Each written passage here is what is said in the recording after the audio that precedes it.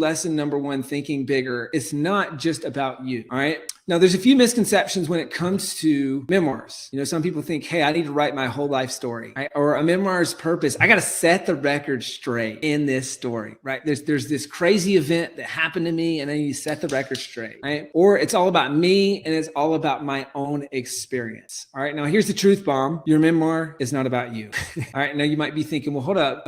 A memoir is my life story. What do you mean it's not about me? Well, it's about what your experiences and stories can teach to other people. All right. People don't care about you. They only care about themselves. And in that memoir, they care about getting something for themselves. Right. So what is a memoir? Well, it's not an autobiography. It's not the story of your entire life thus far, but it is a story or collection of stories detailing a part of your life with a purpose. All right. Now, what is that purpose, you might ask? Well, the purpose of the memoir is to share your story to inspire and impact others. It might be to raise awareness about an issue or a problem or something that you're passionate about, and it's to help others, right? Now, we've got a few examples from some of our authors at selfpublishing.com. All right, now the first one is Justice and Alexis Black, and this is a really, really cool and inspiring memoir example, and I'm going to walk you through how they had success with their memoir, but I think more importantly, how does this apply to you writing yours, and what are the kind of the core elements that they followed that you should follow as well. All right, now here's their personal version of Narnia with their memoir. So because of their book, they got featured on TV networks like PBS and ABC. They started getting keynote speaking gigs at events and on podcasts.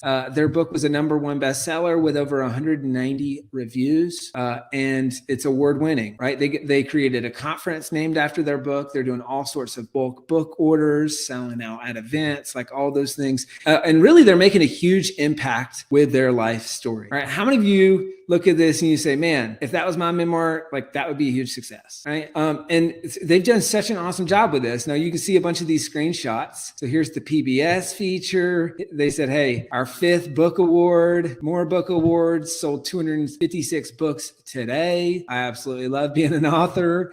Sold 450 books last month. There's all of these bulk purchases of books, so many great examples here, right? Now, if you want to hear them, I'm going to unpack some of the core lessons that they learn and what they did in this presentation. But if you want to learn more about their story, check out the Self-Publishing School podcast. All right. How many of you have listened to an episode of the Self-Publishing School podcast? If you haven't, check it out. We release episodes every single Wednesday. I think you'll love this one specifically. So just go there, search for episode 102, and then subscribe to the podcast. And if you end up subscribing to the podcast, just comment in the chat, I subscribe. All right. Now this lesson this episode is all about how to write a memoir that actually sells copies without being famous. So this was a fun one. Now, here's the thing though, and as that title alludes to, you don't need to be famous to write a successful memoir. A lot of people think, oh man, Matthew McConaughey and Green. There's all these examples of, obviously some of the best-selling memoirs are from famous people because people care about their story, but you don't have to be famous to do this successfully.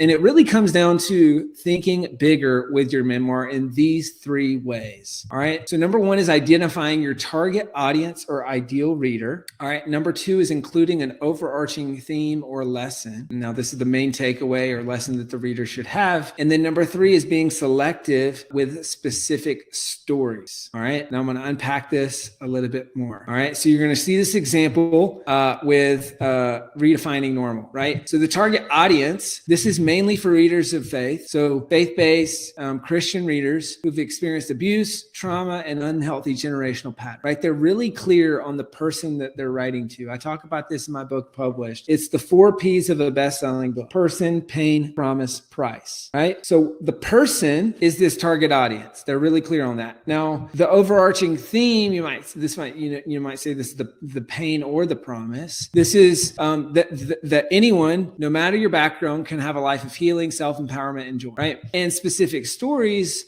they use stories about how Alexis persevered, who through her mom's death and her father's imprisonment. And then Justin talks about living in the poorest section of Detroit before his parents surrendered him to the foster system, right? So even I would say within this target audience is people in the foster and adopt community, right? And it's all about redefining normal in that community. So they've had a ton of success in that community speaking about their experience selling books, right? So it's a very specific audience. There's a theme, and then there's stories that back up that theme. I'm going to give you a couple of more examples. All right. This is Stephen King's memoir on writing. So the target audience is aspiring or seasoned writers, or maybe just fans of Stephen King. The overarching theme is about writing, is about enriching the lives of those who will read your work and enriching your own life as well through writing. Right now, there's specific stories that he shares about childhood memories, his early career, his near fatal accident, like all of these things that shaped his writing craft in his growth as a writer. So I want to give you kind of a framework that you can use for this. And it sounds like this is helpful. So it's identifying your target audience or ideal reader, including the overarching theme or lesson, and then being selective with specific stories. Here's some examples. Now, feel free to take a picture of this slide.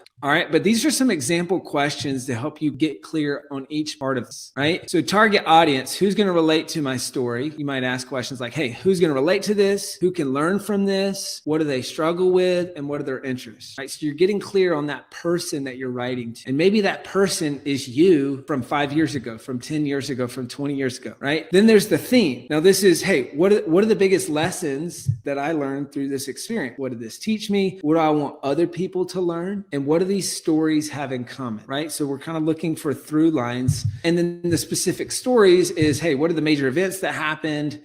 Different phases of life stories, different places, recent, kind of like what supports the theme for that target audience. So this is really just an exercise to help you get clear on those core elements of a memorable memoir. All right, we still tracking? Still helpful?